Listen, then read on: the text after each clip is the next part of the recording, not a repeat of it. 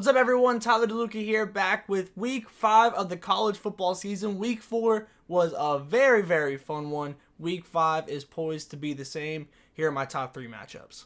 All right, game number 1, number 11 Notre Dame against number 17 football school Duke. This game, and this is going to sound familiar from last week, I know.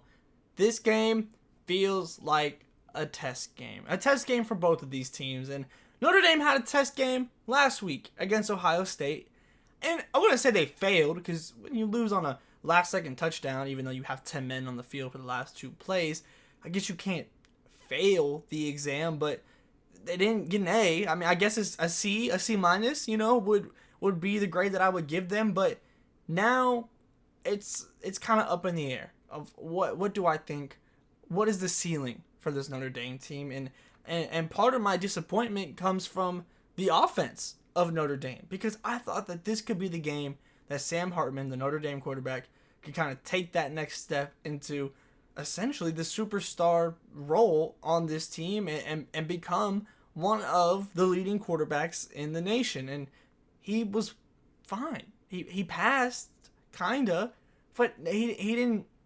I have no confidence in this team to reach the high standards that comes with being Notre Dame. And now they go into Duke. They go into Duke, a team that we also don't really know a ton about, kind of similar to how Notre Dame was last week. This Duke team beat Clemson in week 1, and they haven't played a ranked game since. And obviously Clemson isn't, the Clemson that we have become adjusted to assuming the level that they would be at. That's not the same Clemson this year. So now we get to this game, and it becomes another test game for both of these teams. For Duke, it's just a simple question of how legit is this team. I mean, they're not expected to win this game, but I don't think many people probably expect them to beat Clemson in week 1 either. So now is the time to figure out how legit is this team. They're top 20 in both points scored and points allowed per drive. So they have some stats backing them to be, a top team in the country, but I still need to see more. And that's why I'm really excited for this game, because also on the flip side, we're going to find out a lot about Notre Dame and the character of this team as well, because obviously they lost. They lost against Ohio State at home last second. That's tough to stomach. It is, because that's a game that they absolutely could have won. They absolutely could have won, but they didn't.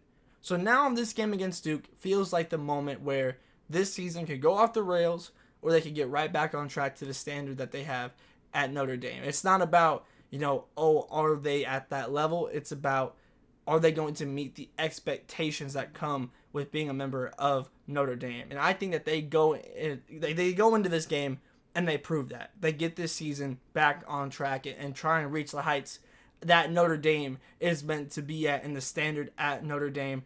I think that they are going to be able to right the ship, plug some holes, and Duke is I don't want to say get exposed, but I don't know if Duke is at that level yet. But they upset Clemson, and we've seen way crazier things happen in college football, which I'm going to get into a little bit later in the episode as well. So we'll see, but I'm very excited to see, because one of these teams' season is about to change very, very heavily based on this game.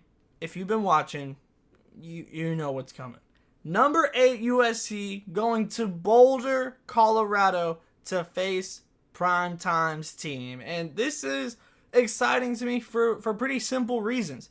You have the best player in college football in Caleb Williams on what has become the biggest stage in college football, Boulder, Colorado, which doesn't feel like a real sentence that I should be saying, but it's the reality of this season. Even after the blowout last week, this game still is going to be packed full of superstar talent and probably some superstars on the sideline as well as some celebrities there.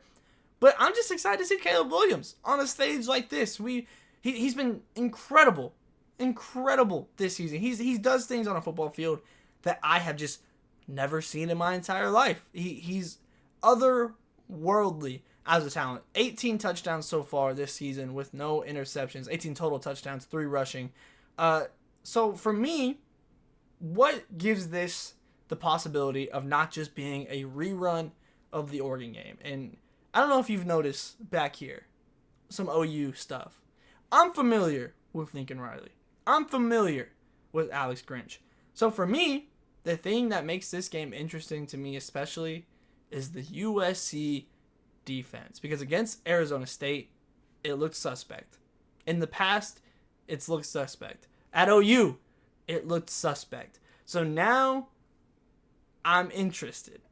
I'm intrigued. You have a Colorado team that wants to bounce back. You have a Colorado team at home that wants to bounce back.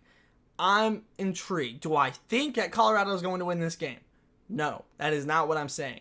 Is there a possibility?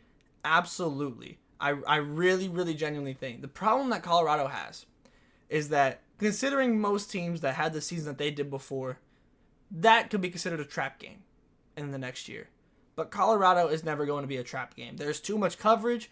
Everyone wants to prove a point on the biggest stage in college football. They will never be a trap game. So it's not going to be a game like that where USC just overlooks Colorado. That's not going to happen with Deion Sanders at the helm. It's just not. But the possibility of the defense being suspect and Shedeur Sanders coming in and showing off the talent that I believe he absolutely has and battling with Caleb Williams and bouncing back from that Oregon game, it's possible. Likely? Probably not. Possible? Absolutely. And it's enough to make me want to tune into this game. Caleb Williams is enough reason to watch. And then you add in all of Colorado and everything that they have going on, it's going to be prime time entertainment. So I personally can't wait for this one. It's going to be a very, very fun game, but a game that ultimately USC wins. Game 3 in my personal game of the week. Number 24, Kansas traveling to number 3, Texas. I mean, come on. The jokes kind of write themselves about this game. It's Texas's last ride in the Big 12, and who else is coming to town than Kansas when Texas is at their highest peak in years? That loss to Kansas years ago felt like the moment that Texas had to look themselves in the mirror. They had to. And that's where the shift in the program finally started to happen, back to being that top level program that they wanted to be. And obviously the job isn't finished, but being back at number 3 is a good sign that they're on the right track, right? And it feels pretty safe to say that this game almost feels like a ghost of sorts. It's like there's been a silent side eye to this game on the schedule all year.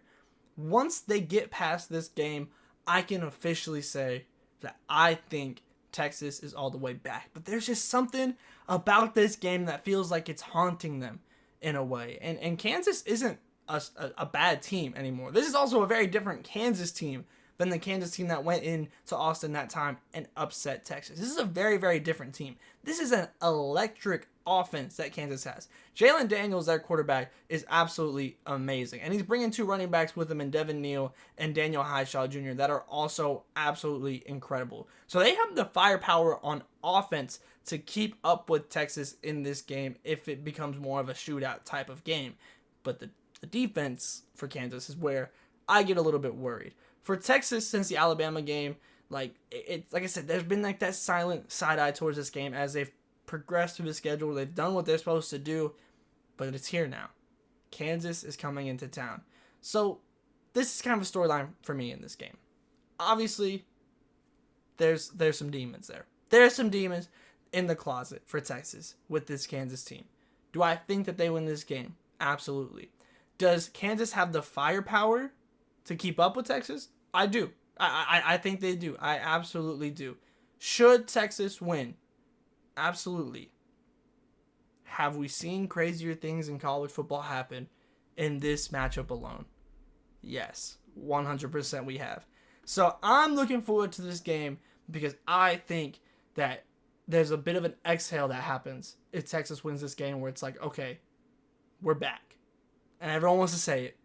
But I think if Texas wins this game, they are absolutely on the track for this season to be the season that they are all the way back. But they can't get upset by Kansas again. That is my top 3 games of week 5 of the college football season. Let me know who you think are going to win these games. And if there are any matchups that stick out to you as most exciting, let me know down below.